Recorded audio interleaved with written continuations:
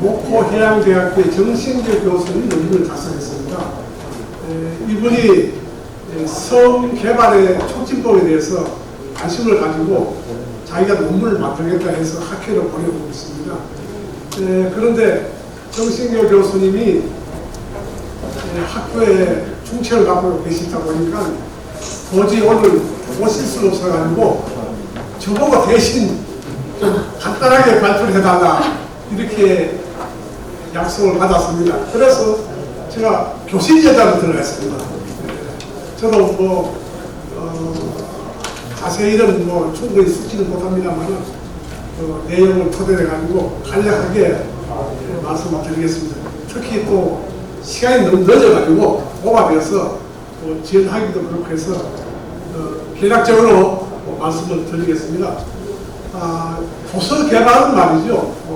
지금 우리나라는 이제 도서 개발에 관한 법이라든가 도서 개발에 관심을 많이 가질 때가 되었다고 보면 너무 늦은 것 같아요. 제가 그 현역 시절에 섬 개발 때문에 현장 답사를 간 일이 있습니다. 예를 들자면 유럽 같은 경우는 베네치아, 이탈리아 베네치아 거기를 가보니까 거기도 섬이 118개를 개발해가지고 연결시켜서 그 도시 그 지역으로 만들었는데요. 제가 그 당시에 가봤을 때에 이미 개발된 지 오래돼가지고 광장에 무릎까지 물이 찼더라고요.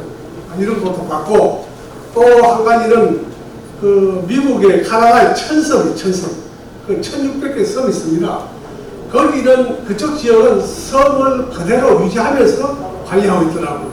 그래서 이 섬 개발이라는 것은 우리가 미래 지향적으로 봐서 합리적으로 제대로 개발이 돼야 되지 않겠는가 이런 관점에서 정부가 이번에 6월 달에 섬 개발 촉진법을 만들어서 시행을 한답니다. 그래서 거기에 대한 내용을 우리 정신재 교수님이 본인이 그 문헌조사로 통해가지고 정리한 내용입니다. 사실 이분이 협공학 박사거든요. 그래서 실전 분석한 것이 아니고 자기가 그 문헌 연구를 통해가지고 이론을 정리한 것인데 저보고 대신 좀 발표해달라 해서 오늘 제가 소개를 할까 싶습니다. 먼저 그 서론 보시면요. 제가 그 67페이지 서론 보시면은 우리나라 헌법 제3조에 보시면은 대한민국의 영토는 한반도와 그 부속 도서로 되어 있다 이렇게 나와 있습니다. 그런데 이 섬에 대한 통계가 말이죠. 각 행정부서가 다 틀려요. 지금. 행안부, 그 다음에 또 해양수산부, 국토교통부 통계가 통계 다 틀려요. 그래서 3,300여 개의 섬이 있는데 이게 관리가 지금 안 되고 있고 지역 부서마다 지금 통계 자체가 틀리고 모든 것이 지금 문제점이 제기되고 있기 때문에 앞으로 이 섬에 대해서 우리나라도 종합적으로 개발을 할 필요가 있지 않겠는가 이런 취지에서 문제를 제기를 했습니다. 자, 그럼 두 번째는 제2장에는 이론적 고찰과 선행 연구의 검토. 이것은 그 본인이 시간적 여유가 없고 또 지금 학교마다 이 조교 활용이 안 돼가지고 본인이 직접 워드치다 보니까 2장 이론적 고찰을 좀 준비가 안 됐다면서 다음에 논문 제출할 때 자기가 보완해서 제출하겠다 약속을 했습니다. 그래서 2장 이론적 고찰과 선행 연구의 검토는 제가 비워뒀습니다. 자, 그 다음 3장에 보시면요. 우리나라 도서섬 개발 정책의 주요 내용과 문제점이 있는데 내용이 길기 때문에 여기 보시면 표1 도서 관련 법제도 현황 한개 표1을 가지고 간단하게 말씀드리겠습니다. 보시면 법이 관련된 법이 도서개발 촉진법, 무인도서의 보조 및 관리에 관한 법률, 독도 및 도서지역의 생태계 보존에 관한 특별법, 독도의 지속 가능한 이용에 관한 법률 해가지고 관련 부서마다 다 다르고 또 관리하는 방법이 다르게 되어 있다는 것을 여기 자료를 통해 가지고 표1에 소개되고 있기 때문에 이 표일 내용은 우리가 참고로 보시면 되고요. 그 다음에 오른쪽 2번 보시면 우리나라 도서성 정책의 문서, 여기 보시면은 도서 하면은 좀 이해하기 곤란하거든요. 책인 줄 알고. 그래서 이것을 금년도 6월 달에 도서를 성으로 바꾼다. 성으로 바꾼다면. 그래서 표 2에 보시면은 도서 종합 개발 10개년 계획 목표와 개발 전략 해가지고 1차, 2차, 3차, 4차까지 나와 있습니다. 1차, 2차, 3차까지는 보시면은 지금까지 정부가 약 3조 원 금액을 투입해가지고 관리를 하고 있다는 내용이 나와 있고, 제4차 2018년부터는 1조 5천억을 투자해가지고 관리를 하겠다고 내용이 나와 있습니다. 나와 있는데 여기 주된 내용이 뭐냐면은 첫째는 생활 기반 시설 확충 문제, 두 번째는 정주 어민들 정주 여건 관계 개선, 그 다음에는 섬에 살고 계신 분들의 소득 수준 향상이라든가 이런 것에 관심을 갖고 있는 내용입니다. 넘어가겠습니다. 그 다음에 3번 보시면요, 한국섬정책연구원 설립 문제. 이번에 목포에다가 지금 목포 전라남도가 말이죠, 전체 우리나라 섬 전체의 약 65%를 차지하고 있습니다. 3,300개의 섬 중에서 전라남도가 섬이 약 65%를 차지하고 있기 때문에 이번에 아마 전라남도 목포에다가 원래 8월달에 한국 섬정책연구원을 개설하는 것으로 되어 있답니다. 그래서 이 정신교 교수님이 한국 섬정책연구원 설립에 따라서 간략하게 소개를 하고 앞으로 어떻게 해서 좋겠다 하는 시사점을 내놨습니다. 자, 그 다음에 4장에 보시면은 도서 개발, 섬 개발 정책 개선 방안 이렇게 정리되어 있는데, 이 내용은 보니까 문헌 조사를 한 것을 소개를 주로 했어요. 그래서 1 보시면은 도서, 섬 테마 공원화의 추진. 이제는 섬도 말이죠, 해양 관광 자본으로서 역할을 하기 때문에 이 선진국처럼 이 섬 관리가 중요하지 않겠는가 이렇게 봅니다. 여러분 유럽 가보시면 섬 활용하는 데 섬 요트 시설, 휴양 시설 잘 돼 있거든요. 그래서 관광객도 유치하고 또 주민들에 대한 주거 안정과 소득 수준 향상을 하고 있기 때문에 도서 섬 테마 공원화의 추진이 필요하다, 이런 소개를 한 것입니다. 2번 해양 도서 섬의 안전망 구축 넘어갑니다. 쭉 가서 그 다음 페이지 75페이지 보시면 3. 도서 지역에 대한 기초 연구 확대. 지금까지는 이 섬에 대한 연구가 제대로 안 이루어져 있기 때문에 그게 필요하다는 뜻이고, 네 번째는 도서 관련, 섬 관련 법의 개정, 이런 것이 필요하다, 이런 내용인데 상당히 길어요. 그래서 이것을 물론이기 때문에 소개를 그냥 마치고요. 마지막 결론 보시면은 섬 개발 정책 관련 법이라든가 제정이라든가 모든 것이 바로 이루어져야 된다는 것인데, 여기서 볼 때 우리가 앞으로 섬의 관리 개발 이런 문제는 흔히 말하기를 비장목의 해안을 가지고 우리가 비대지향적으로 잘 검토할 필요가 있다, 이렇게 볼 수 있는데요. 지금 뭐냐면은 우리가 흔히 말하기를 21세기는 환경의 도시다, 환경 세계다, 이렇게 말합니다. 그래서 우리가 환경, 관광, 자원 여기에 대해서는 우리가 이미 주지한 바와 같이 미국의 해양 생물학자 카손의 침묵을 보면한 직자, 여러분들 아마 이거 보셨을는지 모르겠습니다만, 이 침묵의 봄, 여기에 그런 책자에 카손이 문제 제기했어요. 그래서 우리가 자연 환경 개발에 대해서 주 교수로 상당히 시사하고 있는 내용입니다. 그래서 우리가 섬 개발 정책에 관련된 법을 만들고 또 개정을 하고 또 여기에 대해서 준비하는 과정에 있어서는 이제 우리가 앞을 바라보는 비장고의 관점에서 지속 가능한 개발을 할 수 있도록 해야 되지 않겠는가 이렇게 봅니다. 그래서 이미 유엔에서도 유엔 환경 개발 관한 위원회에서 지속 가능한 개발을 이미 제시한 바가 있습니다.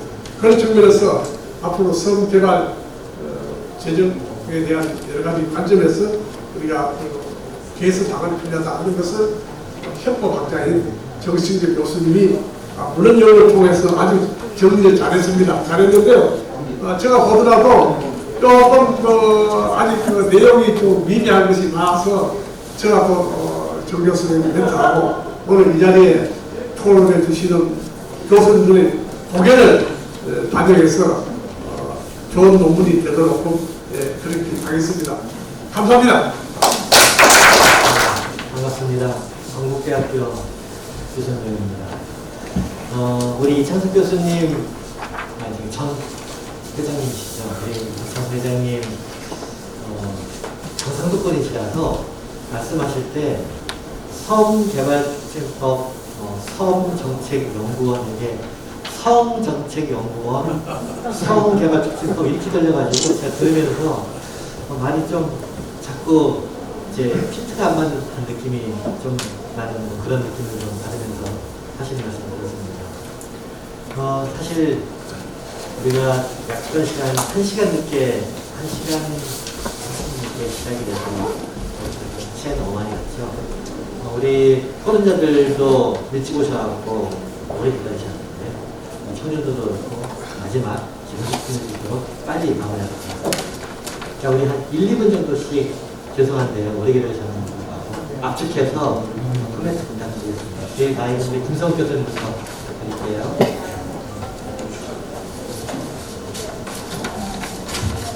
예, 신한대학교 김성욱 교수입니다. 오늘 제가 이창석 교수님 직접 발표하시는 모습을 제가 상상도 못했는데 하여튼 우리 교수님의 학문적인 열정과 그리고 박수를 좀 드리고 본인이 쓰신 논문도 아닌데 이걸 소화하셔가지고 발표까지 하시는데 얼마나 힘드셨을까 그리고 고민도 많으셨을 것 같고 근데 하여튼 교수님 말씀하신 대로 이 논문이 조금 이제 아직 완결되진 않고 쓰는 과정에서 조금 더 시간이 좀 투입이 좀 돼야 될 것 같고요.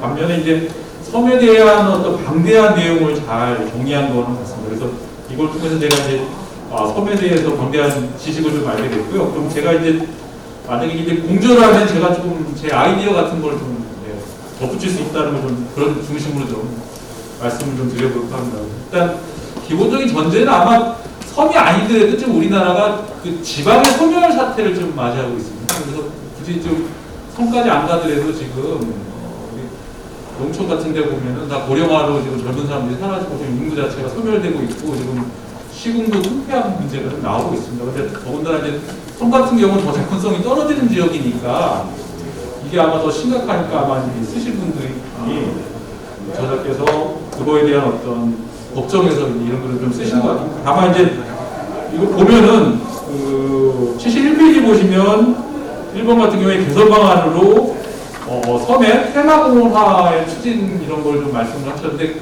이거는 조금 그러니까 우리가 이제까지 섬을 어떤 우리가 생존의 관점에서보다는 이제 관광적인 차원에서 오히려 좀 부자들이 나만의 어떤 다른 사람과 부딪히지 않고 나만의 독립적인 어떤 그런 레저 시설을 즐길 수 있는 공간을 한번 접근해보자 이런 시도 자체는 참 좋은 것 같습니다. 특히 이제 뭐 두바이라든지 이런 데 같은 경우는 좀 개인 섬을 인공으로 만들어갖고 분양을 할 정도인데 우리나라는 원래 섬 자체가 좀 많은데 그런 걸 이제 접근한다는 건 참 좋은 것 같고요.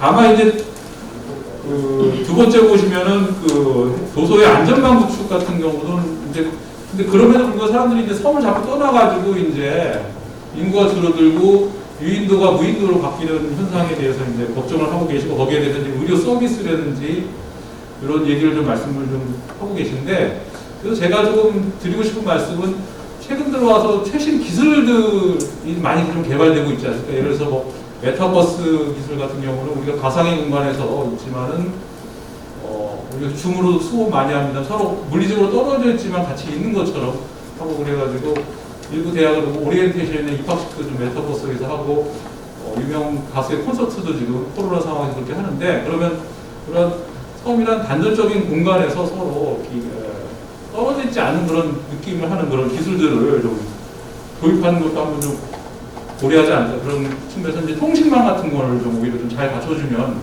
오히려 이게 섬이 관광지로서도 좀 개발될 가능성이 좀 있지 않을까 이런 생각이 있고 또 에너지 관련해서 지금 제주도 같은 경우가 우리가 흔히 생각할 때는 육지와 종속돼가지고 육지로부터 지원을 받을 것으로 생각하는데 지금 보면 제주도에서 만드는 에너지가 남아 돌아가지고 그걸 처리하는 게 좀 오히려 문제입니다. 그래서 그거를 지금 제주도에서 생산되는 그 뭐 태양광이라든지 풍력이라든지 이런 에너지들이 너무 남아 돌아가지고 그게 오히려 육지랑 연결해서 그거를 육지로 전달하는 게 지금 화두로 떠올랐습니다. 그러면 그게 의미하면은 섬 자체도 좀 요즘에 최신 기술이라든지 그런 에너지 저장 기술 이런 걸 이용하면 오히려 잘 할 수 있는 공간이 좀 되지 않을까 이런 생각이 있습니다. 그래서 오히려 그런 쪽 어떤 새로운 기술의 이런 측면으로 좀 극복하는 어떤 그런 발상의 전환 같은 게 좀 논문에도 추가적으로 좋지 않을까 뭐 이런 생각도 있습니다. 또 예를 들어서 3D 프린터 같은 것도 뭐 잘 보급하면 사실은 육지로부터 배송이 좀 문제인데 요즘 이제 그 싱기버스 이런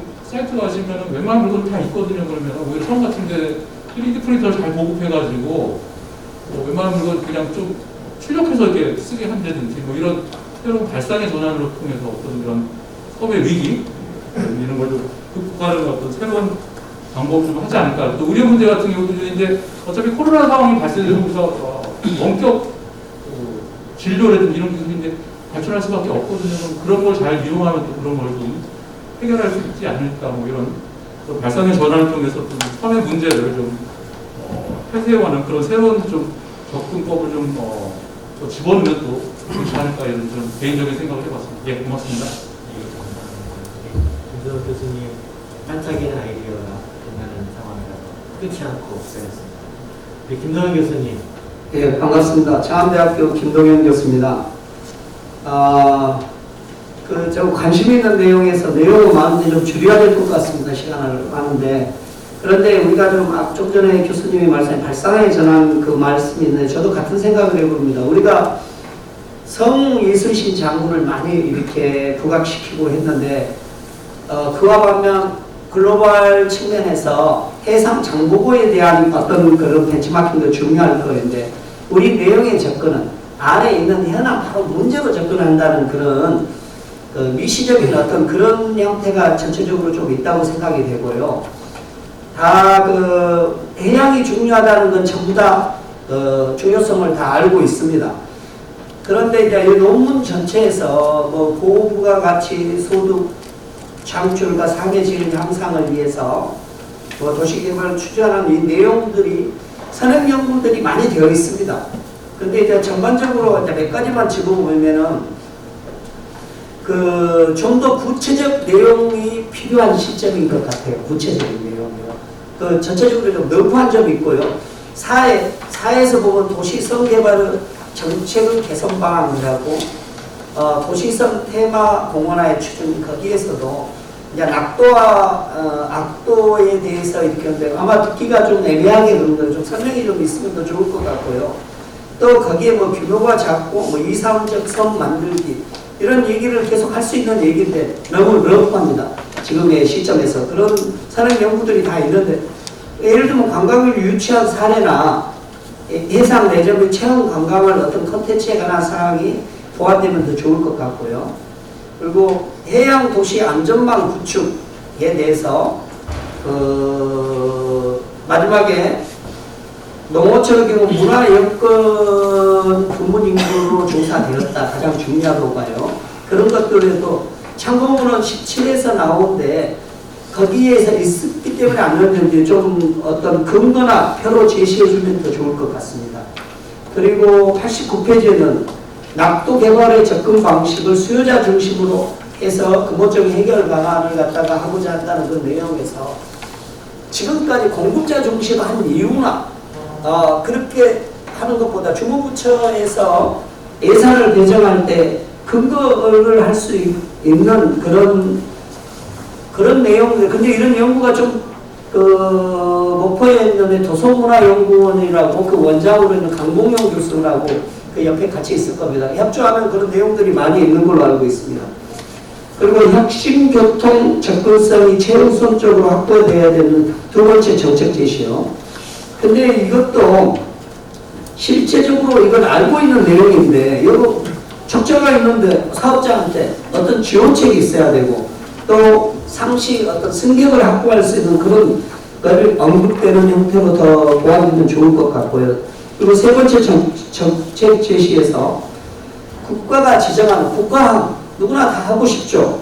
그래서 이 어항을 그걸로 지정하는 데 측면은 이것보다는 제가 볼 때는요, 시대적인 여기에 다기능항, 비즈니스를 실제적으로 섬에 있는 섬 주민들이 그 환경이라든지 물에 대해서 제일 잘합니다. 그 바다의 환경이. 근데 고기 잡는 것 가지고 안 잡힐 때도 있고 어렵습니다. 그러면은 거기 안에 예를 들면 마리나항 같은 게 기능을 추가해줘요. 그것도 아주 조그만 해도 됩니다. 뭐 카약이나 카누나 이런 것들에 체험 관광이나 할 수 있는. 그러면 그런 비즈니스가 하나도 그걸 다기능항이라고 합니다. 국가 지정한 것보다는 다기능항으로 해서 해주면 더 좋을 것 같다는 생각이 들고요. 몇 가지 더 짚어보면 뭐 헌법을 바꿔서 이거 좋습니다. 굉장히 저도 공감하는 부분은 해양수산자원을 원칙적으로 공유전에서 경제적 이용 행위에 제한을 두자는 말을 했습니다. 공감하는 말입니다. 그래서 무분별한 이용으로 해서 그 해양생태 훼손하는 것들이 굉장히 문제가 되지 않습니까? 환경적인 측면에 요즘에 ESG 그런 얘기들을 많이 하는데, 그런데 그러면 그 주무부처가 해양수산부나 환경부가 법 규정을 위해서 우리가 논문적 논문에 그런 근거를 마련하는 형태로 접근을 하면 더 좋을 것 같습니다. 그리고 지금 이런 것에 이제 좀 컨트롤 타워가 하나 만들어졌습니다. 8월 달에 개원할 건데 섬진흥원이라는 데입니다. 목포에서. 지금 여기에 담고 있는 주요의 뭐 섬관리위원회와 섬데이터센터 구축한다는 내용이 여기에서 이루어질 겁니다. 근데 여기에서 이제 조금 더 하나의 거석을 준다면 기존에 했던 것들은 쉽게 취해야 됩니다. 일일이 연구해놨던 것들. 도서연구원에서 10년 가까이 해놓은 것들이 많은 것들이 있거든요. 그걸 벤치마킹하면 좋을 듯 싶습니다. 뭐 저도 이런 것들이 잘 돼서 국가 경쟁력에 도움이 되었으면 좋겠습니다. 수고하셨습니다. 네, 감사합니다. 성을 따라가는 마음을 담아서 코멘트해 주시면 우리 엄성 교수님부터. 예, 반갑습니다. 천주대학교 엄수입니다. 지금 이창석 교수님이 대표 회장님이시자 부동산 우리 학예 산 증인이라고 하실 수 있는 우리 이창석 교수님께서 발표를 직접 해주셔서 뭐라고 말씀드리기가 참 그렇습니다만 그걸 청원하는 선에서 말씀드리도록 하겠습니다.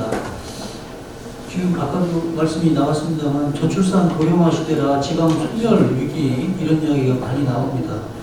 그래서 저는 그 지방 소멸, 저출산이라서 지방이 소멸한다 이렇게 했을 때 우리가 이 인구를 바라보는 관점이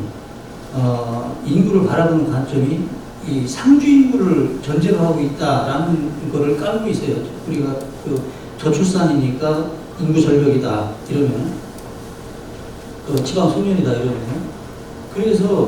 그런데 우리가 인구의 반전을 기대할 수 있겠는가 이런 질문을 던진다면 좀 퀘셔닝인 것 같아요. 왜냐하면 뭐 우리나라뿐만 아니라 뭐 일본도 마찬가지지만은 막 그 아이들 출산 제고하기 위해서 많은 인센티브 정책 이런 거 막 출산 장려금까지 하고 하잖아요. 그럼에도 불구하고 인구는 저출산이고 지방 소멸이다 이 얘기가 강도롭게 나오기 때문에 지금 인구의 반전을 기대할 수 없다면은 그것은 이제 우리가 받아들여야 되는 상황이다라고 보면은 우리 인구를 바라보는 관점이 상주 인구의 타겟을 두면 안 된다.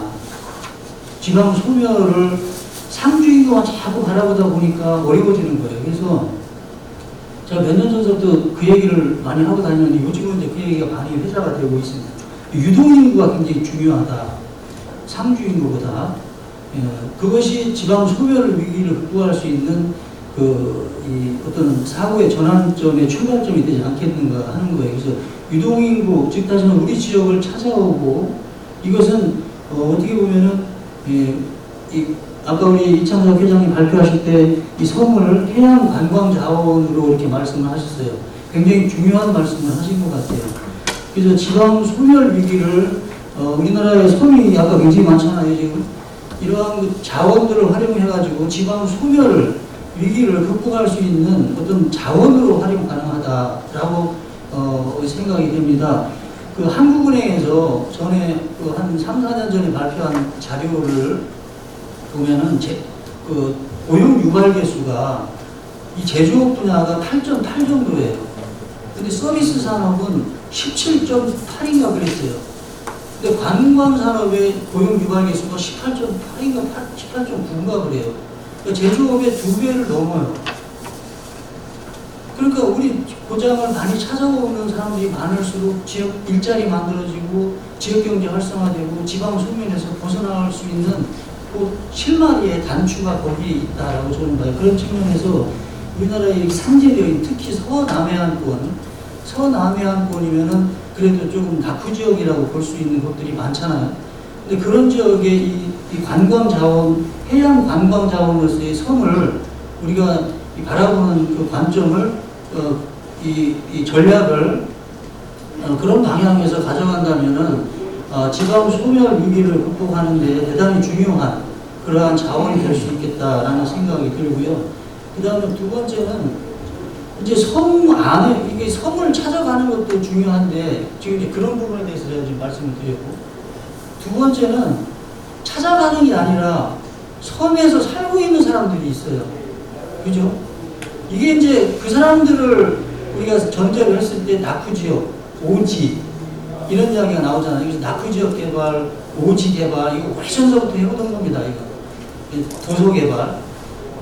그러니까 이 어떤 공간을 놓고 볼 때 공간 안에는 그 안에 이 정주하고 있는 사람들이 있고 또 거기를 두 번째는 거기를 또 찾아가는 사람이 있고 세 번째는 주체가 그 공간의 주체가 정주하는 사람과 찾아오는 사람을 연계시켜주는 사람들. 그러니까 뭐 상인이 됐든 뭐가 됐든 그러니까 크게 우리가 보는 공간을 뭐 이것은 도시개발, 도시재생도 마찬가지인 것 같아요. 도시재생도 보면은 그 안에 정주하는 사람이 있고 찾아오는 그 도시재생 사업을 통해서 찾아오는 사람이 있고 그 양자를 연결시켜주는 주체가 있고 그러니까 이 세 가지 차원에서 접근할 필요가 있어요.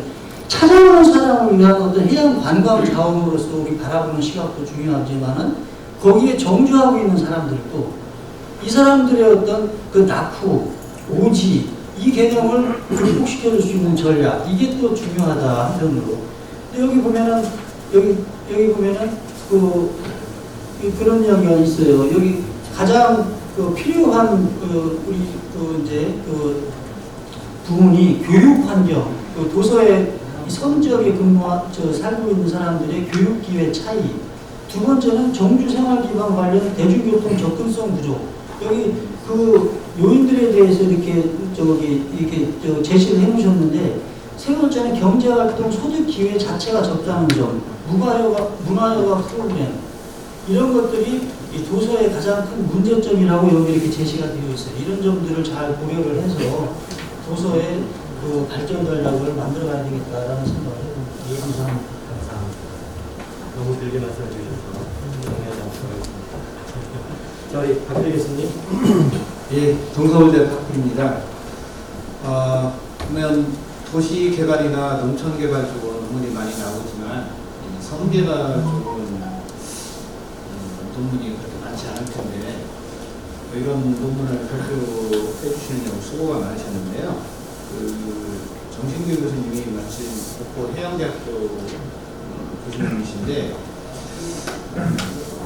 다른 분들은 지금 어떻게 이렇게 제안 이런 말씀을 하셨는데 저는 정신규 교수님한테 후속 과제를 좀 드리고 싶어요. 왜냐하면 이거는 섬 개발에 관한 방향 설정이지 구체적인 내용은 아직 거기까지는 진행이 안 된 것 같아요.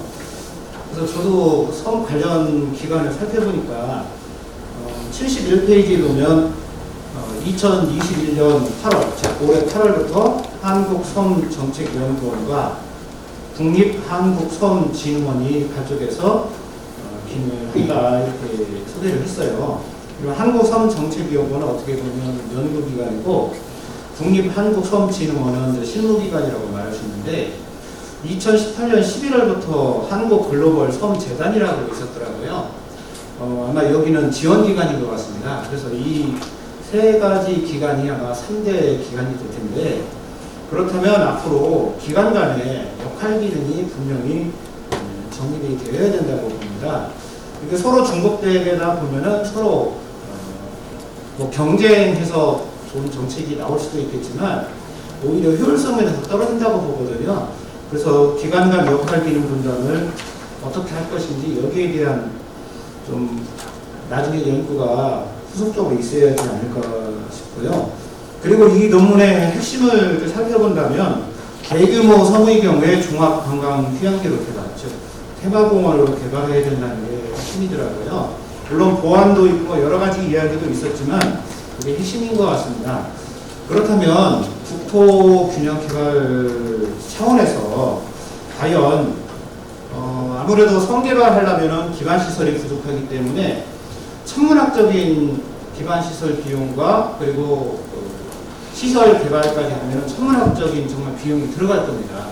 그러면 이 천문학적 비용을 들이면서까지 섬 개발, 즉 관광 휴양지로 개발을 하는 것이 정말 공익적 필요가 있는 건지 아니면 더 나아가서 국익적으로 그게 도움이 되는 건지 여기에 대한 것이 한번 검토가 돼야 될 것 같아요.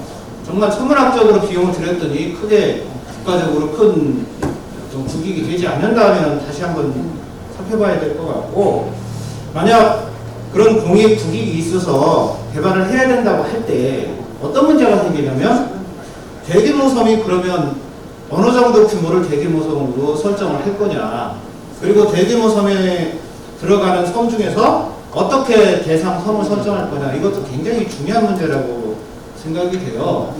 그렇다면 어떤 섬을 어떻게 설정할 것인가 들어간다면 거기에 대해서 이제 또 구체적으로 그 개발 자금을 어떻게 운영할 것인지 굉장히 중요한 문제가 부닥치기 때문에 그러한 부분까지 나중에 후속적인 연구가 되지 않고 그냥 개발해야 된다 이런 선에서 그치는 것은 큰 의미가 없다고 봅니다. 그래서 이 논문은 어떤 개발을 해야 되겠다 방향 제시 쪽에서는 큰 의미는 있지만 구체적인 논문이 후속적으로 물론 여기 뭐 부동산 개발 차원에서 나오지 않더라도 휴양 개발이나 아니면은 섬 개발 차원에서 앞으로 나와야지 않을까 해서 정신 교수님을 비롯한 뭐 정부한테도 요구하는 것이라고 생각할 수 있는데 여기에 관한 후속적인 논문이 나와야 된다. 이것이 한국 부동산학회에서 제시가 됐다. 그렇다면 저는 의미가 있다고 봅니다. 네, 수고 많으셨습니다. 자, 이제 마지막 토론자입니다. 이재호 교수님. 네. 안녕하십니까. 강남대학교 이재호입니다. 지금 시간이 많이 지체가 돼서 저는 아주 간단하게만 말씀드리겠습니다. 이 논문을 통해서 많이 배웠고요. 뭐 약간 부족한 부분이 없지는 않지만 워낙 많이 연구가 안 된 분야라서 당연하다고 생각하고 당연히 잘 보완이 될 거라고 생각합니다.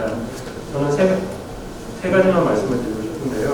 이미 앞에서 잠깐씩 많이 언급을 하셨는데 지방 소멸이라고 하는 거 그리고 더 나아가서 우리나라에서 지금 수도권 집중이라고 하는 큰 흐름 속에서 이 섬 공동화, 무인도화의 논의가 좀 이루어졌으면 좋겠습니다. 그러니까 그 큰 흐름과의 관계도 좀 언급을 하고 어떻게 해서 구분이 될 수 있는지까지도 논의를 해주시면 아주 좋은 글이 나올 것 같고요. 그다음 두 번째로는 첫 번째랑 또 관련이 있긴 합니다만 지금 전반적으로 우리 나라에서 그 방역화 그리고 어떤 거점 개발 얘기가 나오고 있습니다. 지금 이 논문을 읽어보면 섬이 많이 어렵다 그리고 앞으로도 어려워질 거다라고 하는 얘기가 나오는데 어떻게 보면 그 전제가 되는 거는 모든 섬을 살려야 되는 거가 아니냐라고 하는 것 같아요. 근데 과연 모든 섬을 살려야 되는 건지 아니면 섬 중에서도 장기적으로 봤을 때 집중화 선택에 접근을 취할 수밖에 없는 거죠. 그게 더 현실적일 수도 있다는 생각이 듭니다. 그래서 그런 부분, 그러니까 광역화나 거점개발도 성에 대해서 조정을 해주시면 좋지 않을까라는 생각이 들고요. 그리고 마지막으로 세 번째는 아주 사소한 건데 해외 사례를 많이 소개해 주셨고요. 그 중에서 대표적인 성공 사례로서 유럽의 뭐 스마트 빌리지 이런 거 말씀해 주셨는데 스마트 빌리지뿐만이 아니고 유럽 같은 경우는 EU의 스마트 섬 프로젝트 같은 것들이 있습니다. 그런 것까지 또 언급을 해주시면 어차피 저자분들께서 한국형 생태 감수성 상위촌이라는 거를 제안하시니까 그런 제안에 있어서 좀 더 도움이 될 것 같습니다. 네, 이상입니다. 정말 많이 배워주셔서 감사드립니다. 우리 교수님 좋은 말씀 감사합니다.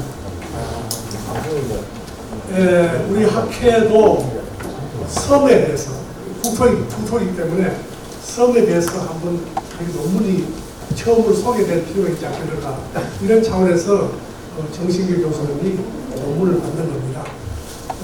그리고 제가 이제 한 예를 들면은 제가 일본에서 공부할 때의 사례인데요. 어느 세미나실에 들어갔어요. 그 교수님하고 갔는데 그 담당 교수님이 과목이 있어가지고 그 학부과정, 석사과정, 박사과정, 그다음에 외래 강사, 전임 이렇게 포함돼가지고 세미나를 여시는데 그 담당 교수님이 자기 논문을 발표해요. 정식으로 아직 게재된 것이 아니고 논문을 발표를 쭉 하면서 그 발표된 논문을 그 4학년 학생들하고 석사, 박사, 그다음에 외래 강사 다 배부를 하더라고요. 배부를 하고 난 뒤에 하시는 말씀이 다다음 주에 우리가 다시 세미나 모임이 있으니까 그때 각자 받은 이 페이퍼를 가지고 검토해가지고 무엇이 잘못되고 무엇이 보완하면 좋겠느냐 하는 것을 해달라고 요구를 하더라고요. 그래서 저도 이제 그때 이제 한 과목 들은 학생으로서 2주 후에 참석하니까 뭐 각자 그 학생들도 학부에는 보니까 통계가 뭐가 잘못됐다, 오탈자가 뭐 있다, 그다음에 어디 보니 무슨 자료가 필요하다, 깨알까지 다 정리를 하더라고요. 그래서 정리를 한 것을 그 모든 분이 정리한 것을 나중에 교수한테 제출합니다. 그러고 난 뒤 2주 후에 다시 이제 그 세미나 할 때에 그 담당 교수님이 그 전부 보완해가지고 정리해서 한 것을 다시 배분합니다. 그러면서 자기가 한 말이 여러분들 덕분에 참 이 고견을 받아들여가지고 다음에 지금 어느 학회지에 글을 쓰게 됐다. 감사하다. 이런 말씀을 하는 걸 제가 직접 체험을 했습니다. 오늘 이 자리에 우리 여러 교수님들이 좋은 말씀 하신 거 오늘 고맙습니다. 그래서 이 내용을 제가 정신교 교수님께 전달해서 좋은 논문이 되도록 그렇게 하겠습니다. 21세기를 신해양의 시대라고 합니다. 섬이 갖는 그 자연의 생태, 역사문화, 경관으로서 의미, 또 해양, 관광, 외도 스포츠로서 가는 포텐셜은 그 포텐셜이 상당하다고 생각합니다. 그런데 이게 지금 이렇게 중요성이 부각이 되고 섬이 갖는 우리 아까 금동희 교수님 말씀하신 다원지 재능들이 되게 많습니다. 그런데 현재 섬이 갖는 현실은 인구는 줄어들고 있고